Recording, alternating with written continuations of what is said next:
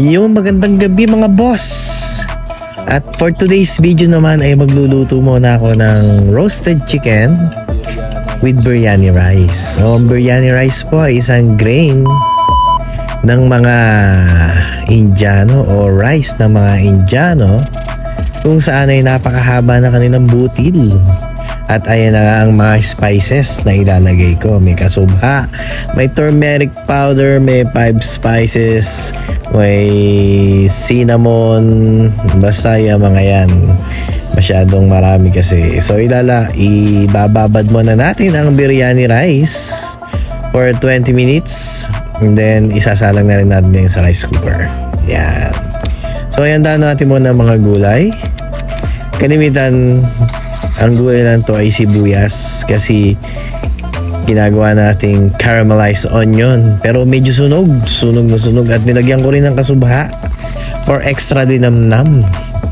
Yan, ganyan lang siya hanggang sa medyo masunog kasi masarap yan, medyo matamis siyang pagsunog ng konti katulad nito. Pag ganyan na ang texture niyan, okay na yan. At yung binabara nating manok, ayan, ipipirito lang natin. Kaya nga roasted chicken. Ayan, ibababad natin at iluluto natin yan sa mahinang apoy.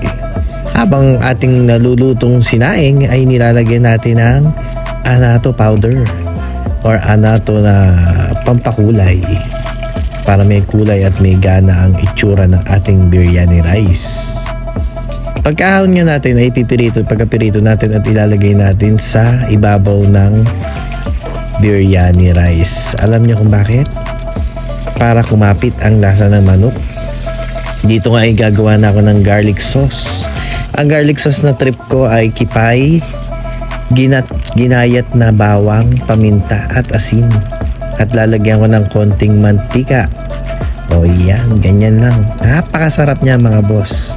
May enjoy niyo yan kahit sa shawarma rice nyo. Pagkapirito nga ay meron akong 2 batch ng manok at napakarami. Kaya inulit-ulit ko na yung proseso. Inilagay ko ulit sa ibabaw. Pero yung inalis ko dyan, ipinirito ko pa uli. Kasi ganun ang proseso niya para mas sumarap lalo ang manok. At inilagay na nga natin uli.